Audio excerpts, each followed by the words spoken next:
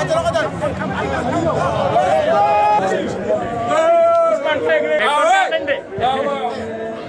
l'a fait.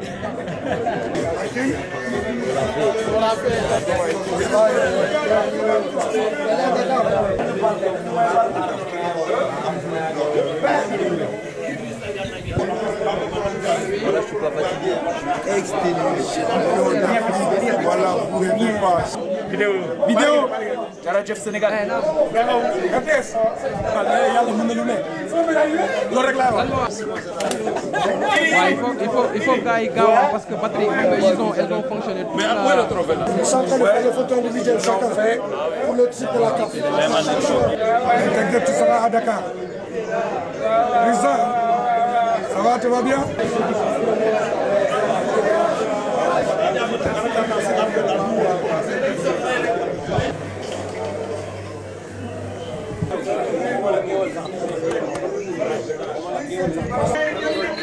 Waaw.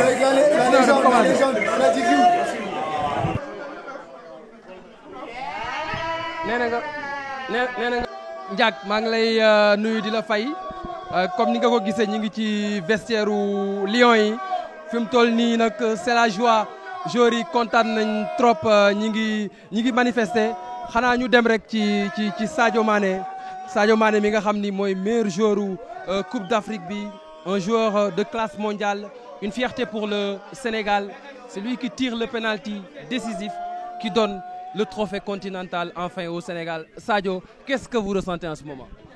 Sentiment de fierté et de bonheur. C'est le plus beau jour de ma vie.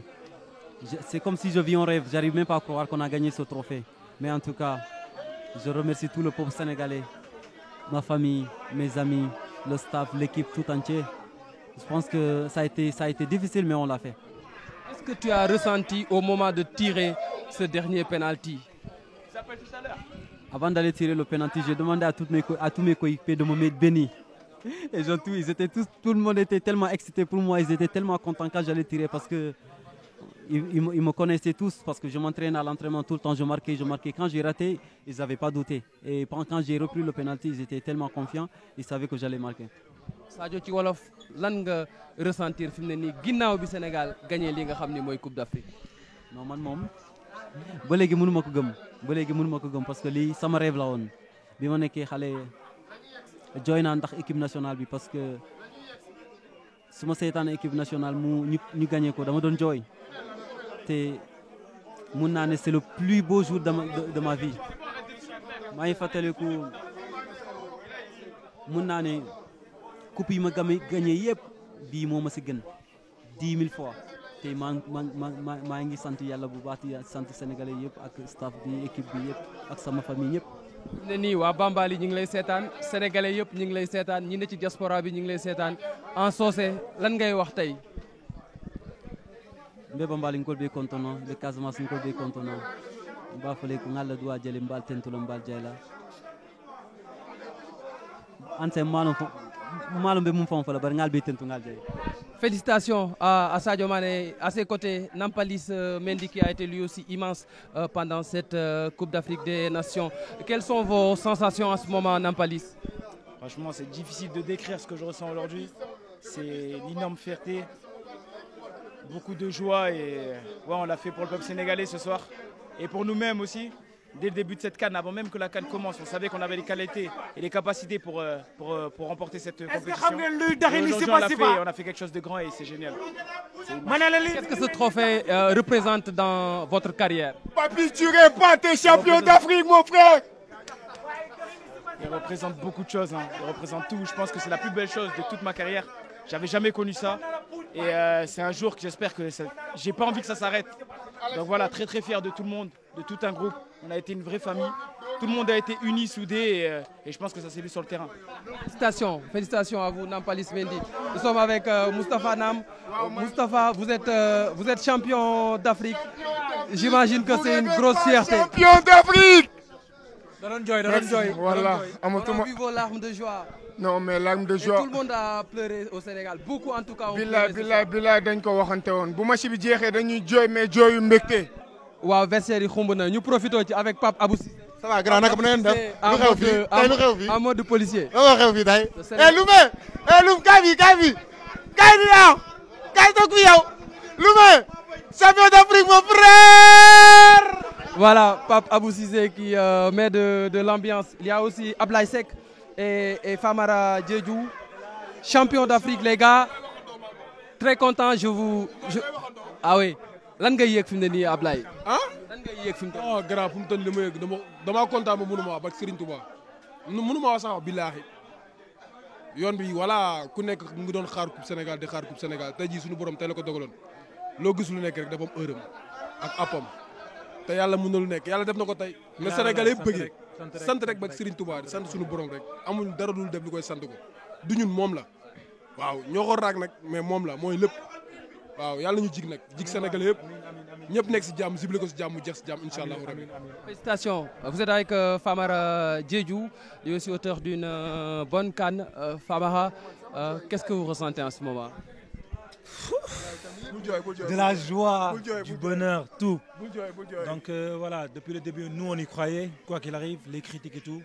Nous depuis le début, voilà, on le croyait et on voulait cette CAN. Donc voilà, aujourd'hui on l'a fait, on peut être fier de nous, mais aussi le peuple sénégalais peut être fier de nous aussi. Voilà. On l'a fait, c'est pour eux, c'est pour nous et voilà, c'est gravé à jamais. Et cette victoire à qui particulièrement? Bah, aux Lions qui sont partis, voilà, à mon défunt père aussi, à toute la famille, au peuple sénégalais. Comme vous avez pu le voir aussi, quand on a marqué nos buts, on a dédié ça à Pape Bobo Diop. Et je pense que à cause de lui aussi, on s'est donné à 1000%. Voilà, le plus important, c'est ça. Donc, on dédie aussi cette CAN à tout le peuple sénégalais, aux Gaïnés qui nous ont quittés et au peuple sénégalais.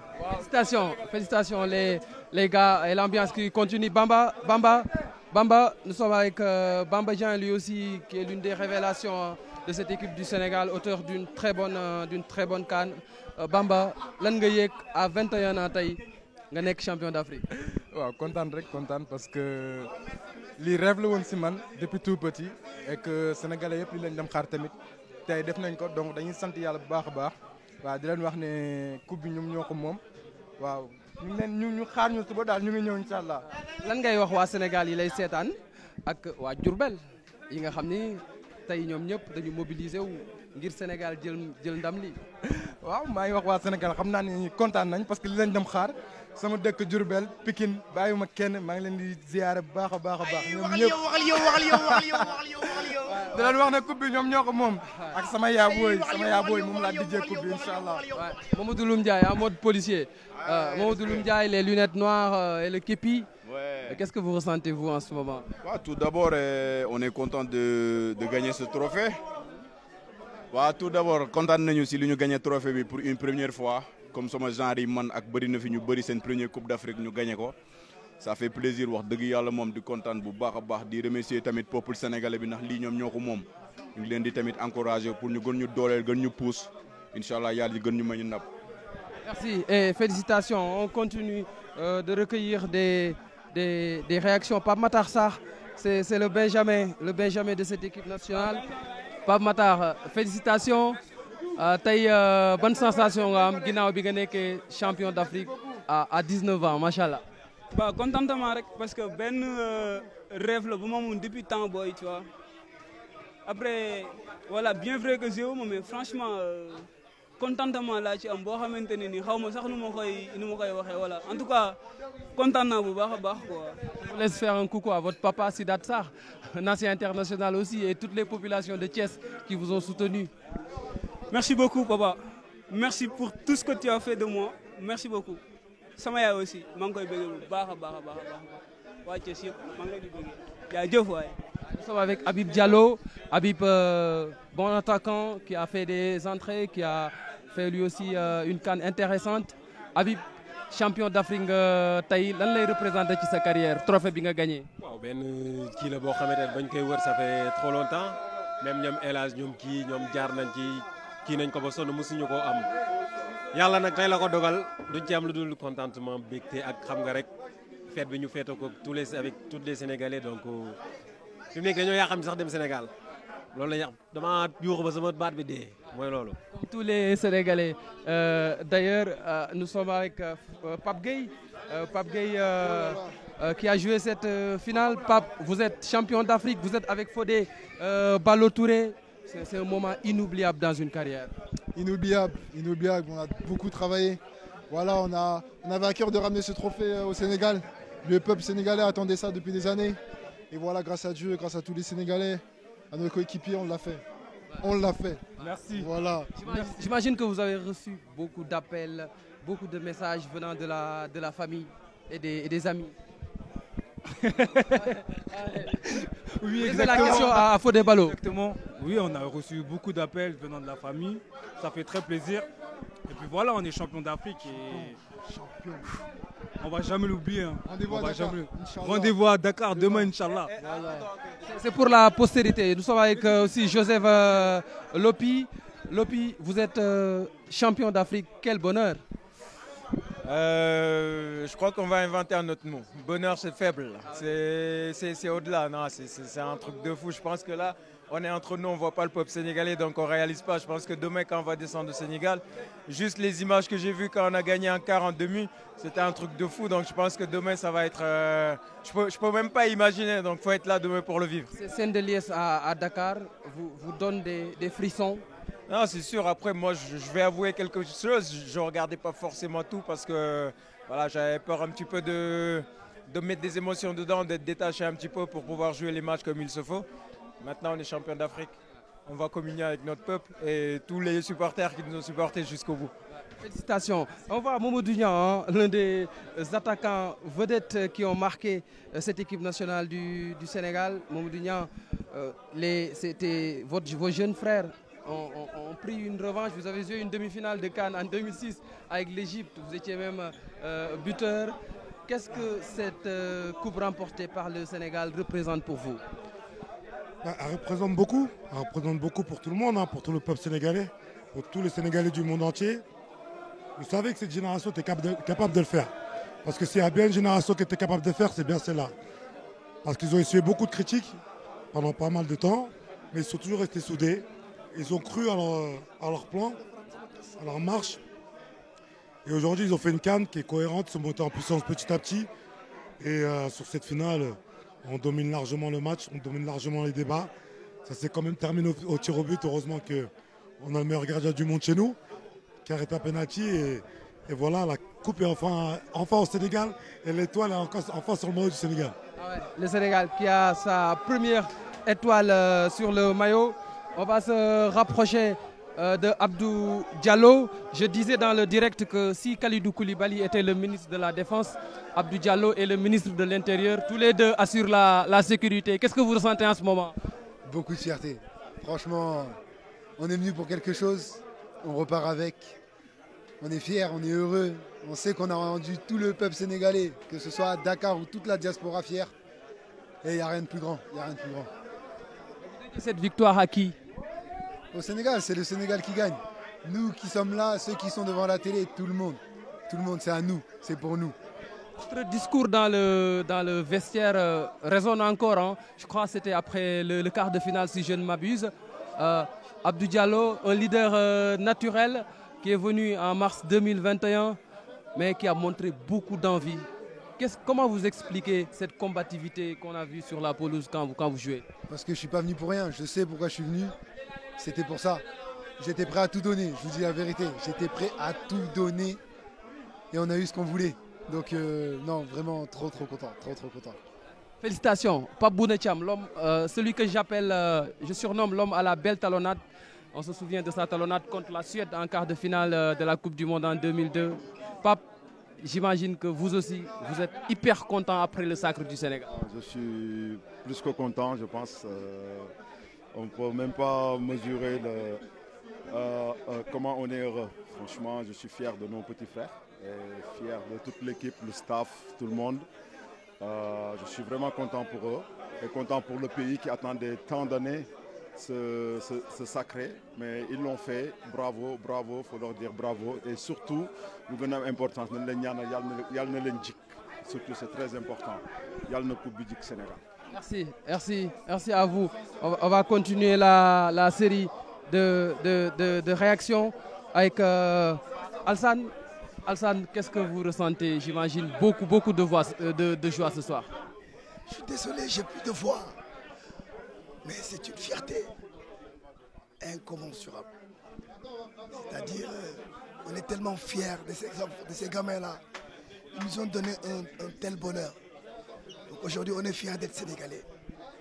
Ils ont essuyé nos larmes il y a 20 ans contre le Cameroun. On vient ici au Cameroun, on prend la coupe, notre première étoile. Donc ces gamins-là, on va prier pour eux. C'est nos héros, c'est nos petits frères, on est fiers d'eux. Avec la manière, contre une équipe redoutable d'Égypte. Vraiment, on félicite tout le staff. On est très fiers d'Aliou Cissé, très content. Parce que on voit qu'il s'est bonifié, on voit qu'il a progressé en tant qu'entraîneur. Et aujourd'hui, ça a porté ses fruits. Donc tout le staff, les joueurs, le président de la République, qui a misé, qui a mis un gros budget pour cette campagne. Et aujourd'hui, il a gagné. Donc on les félicite aussi d'avoir mis ces joueurs-là dans de très bonnes conditions. On félicite tout le Sénégal. On a vu les images. Donc on va faire notre retour, Inch'Allah. Et cette fois-ci, ce sera avec un bonheur, ce sera avec de la joie. Donc merci beaucoup. Alsane Ndour qui a perdu la voix. On est avec Idrissa Gana Gueye, l'un des cadres du vestiaire, 4 phases finales de CAN. Mais celle de 2022 a été la bonne enfin. Enfin, alhamdulillah, sant yàlla bu baax. Affaire yi metti woon na, mais voilà, on a toujours gëm suñu bopp, liggéey, waxtaan suñu biir, doon ay frères. Metti woon na trop, mais dañuy sant yàlla bu baax parce que lii rek lañ doon xaar si suñu carrière. Di dara gënu ko neex quoi, dara gënu ko neex parce que Sénégal dañ ko mérité, yàgg nañ xeex pour am trophée bi. 2002 gars yi perdre ko tir au but, 2022 ñu ñëw gagné ko tir au but au Cameroun. 2002 Cameroun lañ ko passé woon. Kon l'histoire était écrite quoi. Loolu lañ gëmoon suñu bopp, waxtaan suñu biir, liggéey. Di sant yàlla bu baax di remercier Sénégalais yi bu baax tamit di jot nañ message yi encouragement yi mais xamoon nañ ni mënoon nañ ko def ba léegi réaliser guñu quoi mais xam naa bu ñu ñëwee Sénégal lay dax incha allah rabbi di leen remercier bu baax tamit di nuyu waa Médina waa Cambérène waa Ouest Foire waa Wakam waa Sénégal bi yëpp waa Jàmbaar Sénégal bi yëpp ñu ngi leen di nuyu di leen bëggee en tout cas. Félicitations à vous. Et là, on est avec le meilleur gardien du monde, le meilleur gardien de la CAN décisif lors de l'épreuve fatidique des tirs au but, Edouard Mendy. Une grosse fierté pour le pays. Edouard, ce soir, c'était votre 19e sélection. Et à l'issue de cette 19e sélection, vous êtes champion d'Afrique. Qu'est-ce que vous ressentez?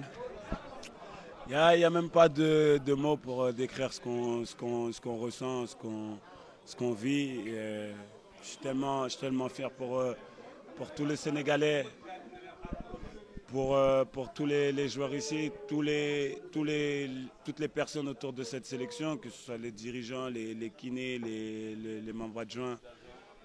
Tout le monde a contribué à cette victoire et aujourd'hui on est récompensé, on est vraiment fiers.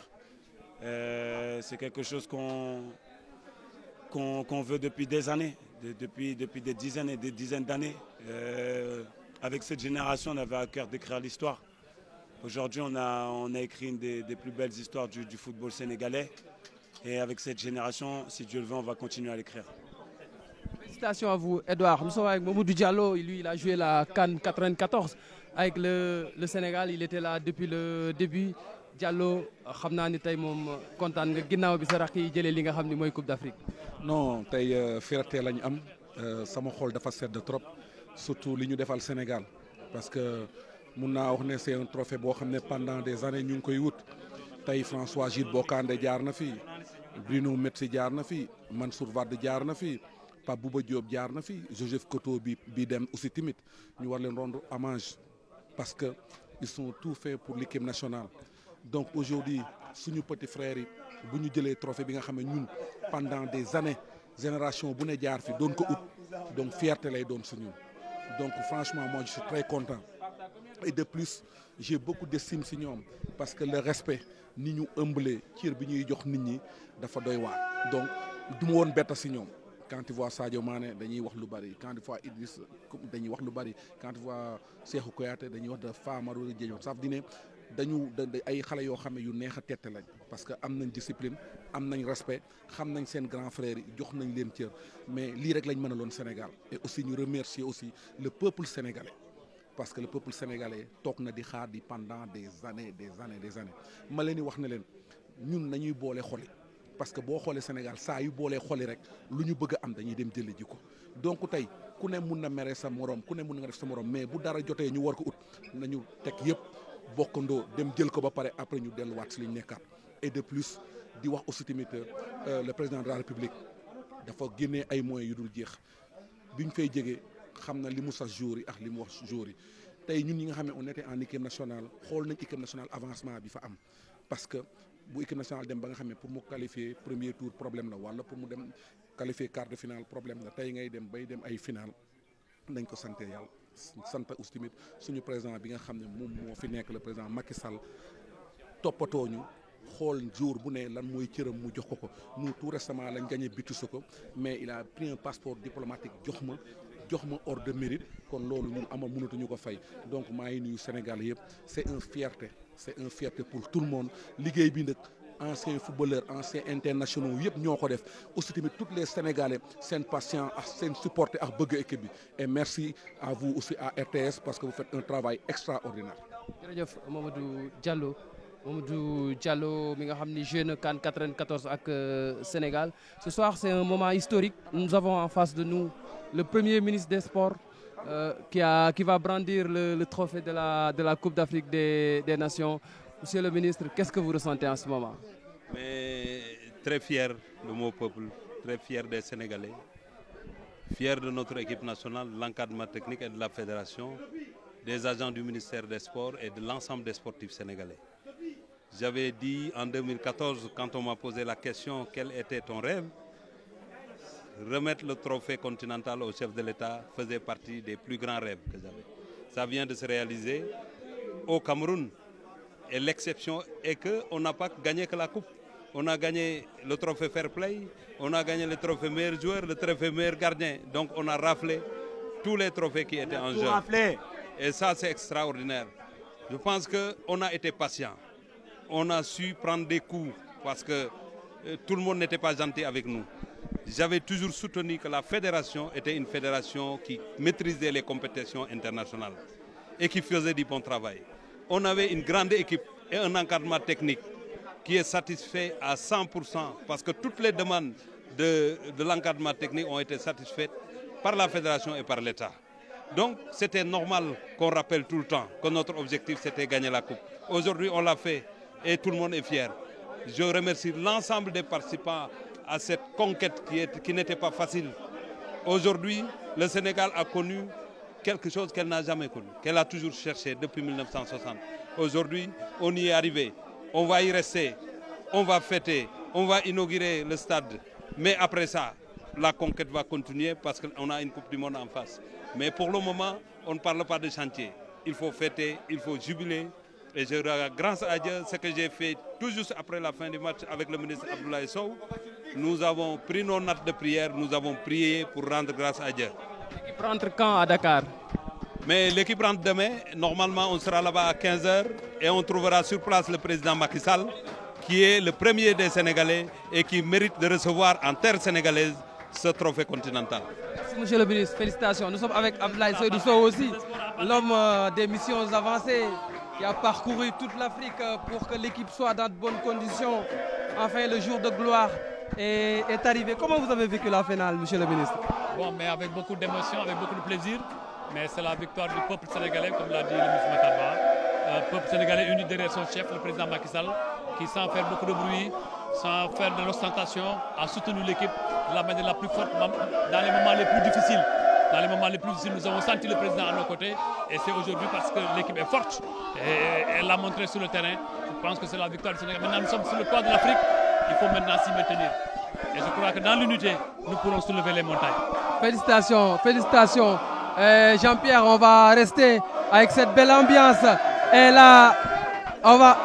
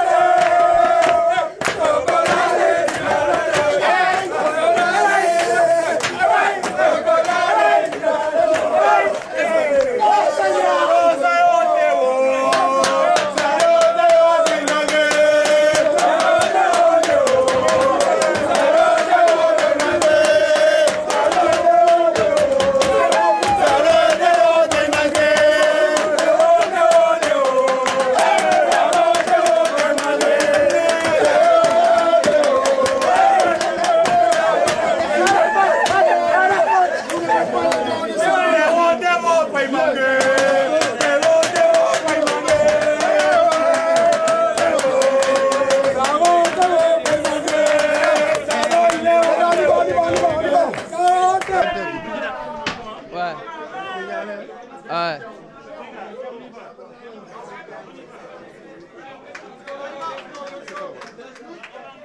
C'est bon. Hein? Et là, nous sommes avec le président de la Fédération sénégalaise de football. On est champion d'Afrique. Ah ouais. On est champion d'Afrique. Merci, Peldi.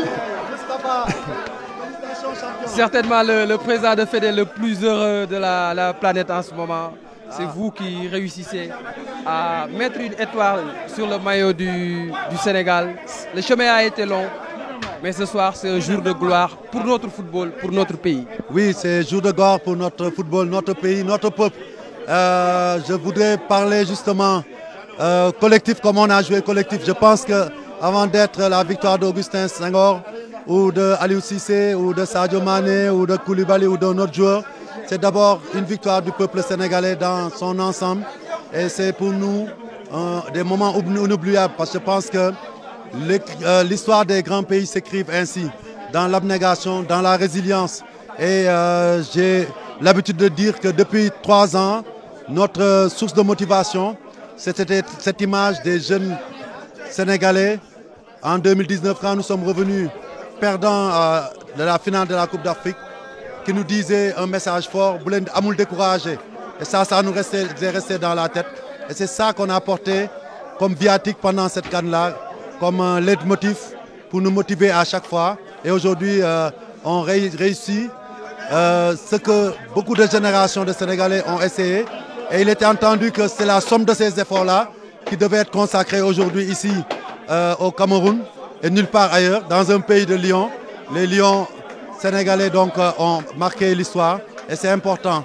Ça montre que dans le travail, et dans l'abnégation, mais surtout dans l'union des cœurs, parce que notre leitmotiv c'était Manko Nuwuti Ndamli et le président y a ajouté Manko Indik Troubi. Et on a mis les deux dans un même panier pour les amener à Dakar. Le président Macky Sall a demandé sa coupe, il l'a, et nous on avait dit aux Sénégalais, nous manquons, Ndamli ñëw na. Donc lolu buñ ko mësa wacc, il faudra jamais qu'on change cette démarche-là. Tant que les Sénégalais seront unis, dans le sport comme ailleurs, je suis sûr que nous aurons ce résultat magnifique. Et au bout de l'extrême effort, comme on l'a vu aujourd'hui, au bout des prolongations, au bout des tirs au but, tout le monde pensait L'Égypte imbattable dans cette CAN au tir au but. Mais nos Lions, nos Gaïndés l'ont fait. Et bravo à tout le monde. Comment vous avez vécu ces tirs au but en tribune? Je vais vous étonner. Hein. Donc, j'étais avec le ministre Matarba d'ailleurs. Je les ai vécus avec beaucoup de sérénité. Je me disais que cette fois-ci, ça ne pouvait pas ne pas passer. Même si c'était au dernier tir au but, comme ça s'est passé, ça devait l'être. Et ensuite, sur cette compétition, j'ai vu un groupe de joueurs dégager une telle puissance mentale et collective, une telle unité, une telle solidarité, que je savais que même s'il fallait gagner à l'égyptienne, ils le feraient. Et aujourd'hui, c'est ce qu'ils ont fait. Ils ont montré aux Égyptiens qu'ils pouvaient jouer comme eux et ils leur ont montré aussi qu'ils pouvaient les battre à l'égyptienne. Et ça, c'est magnifique. Merci, Président. Félicitations, félicitations, félicitations. Nous sommes avec Ismaïla Sarr et Ibrahima Mbaye. Ismaïla Sarr et Ibrahima Mbaye, champion d'Afrique. Ismaïla, Ibrahima, un mot, vous êtes champion d'Afrique. Qu'est-ce que vous avez ressenti? Alhamdulillah. Champion. Quelle victoire bi ak trophée bi? Kan len koy? Kan nga koy déjé? Non ñep Sénégal peuple bi yépp. Waaw billahi peuple bi yépp. Lu way def ñi leen wax ñom suba rendez-vous inshallah. Du yomb. Dara du yomb inshallah. Félicitations hein. Félicitations Saliou Ciss. Ñu nek ak Saliou mu def Coupe d'Afrique bu mucc ayib. Saliou tay nan nga dundé Sakuru Sénégal? Sant Yalla rek, alhamdulillah. Sénégalais yépp li lañ bëggoon, li leen doon ñaan Yalla. Que mon objectif c'est atteint aujourd'hui.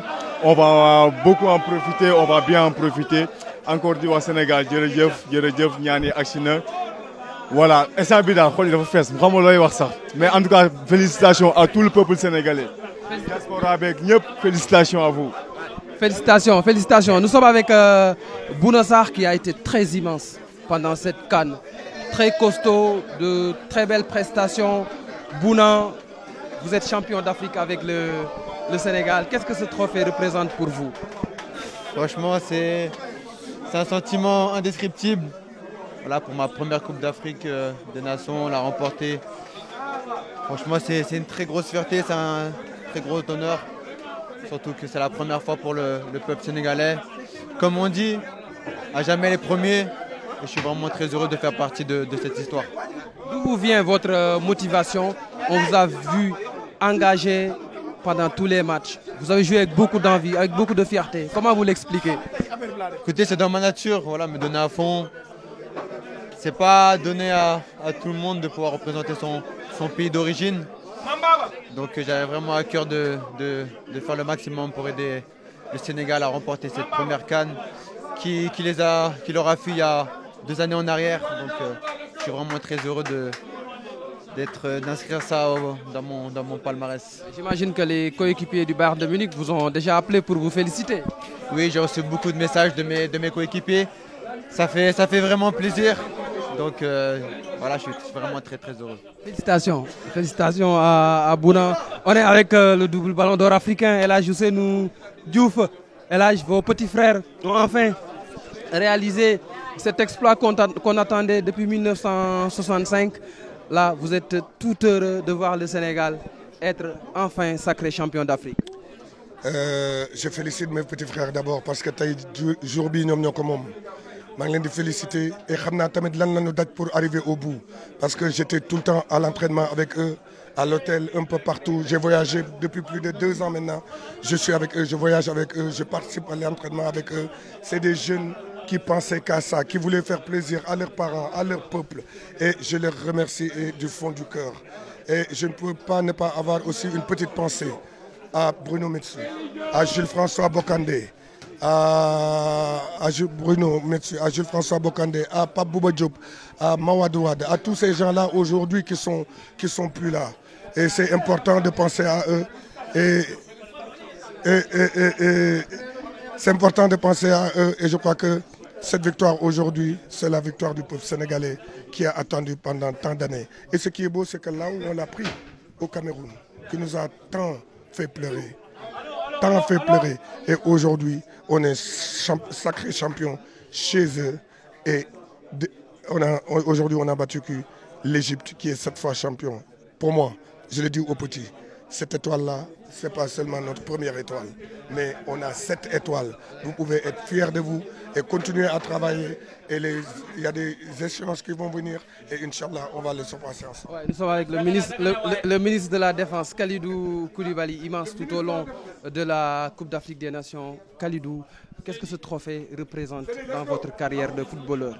Il représente beaucoup. On savait qu'on voulait rêver grand. On l'a fait, alhamdoulilah.